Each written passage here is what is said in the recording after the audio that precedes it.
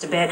First, want to mention Major Hurricane Jose is just battering the northern Leeward Islands. These are the same islands that were hit very, very hard earlier in the week with Irma. The good news about this is it's taking more of a northerly track. So yes, they're getting the hurricane force winds, but it's not a direct hit. The eye wall is not moving directly over any of those islands. But this will eventually take that west-northwest track and then veer off toward the northern Atlantic, just becoming a fish storm or an ocean storm in the days ahead. Meanwhile, here's that new tropical wave that I just mentioned emerging off the coast of Africa. This has a 30% chance of development over the next 5 days. Plenty of time to watch this.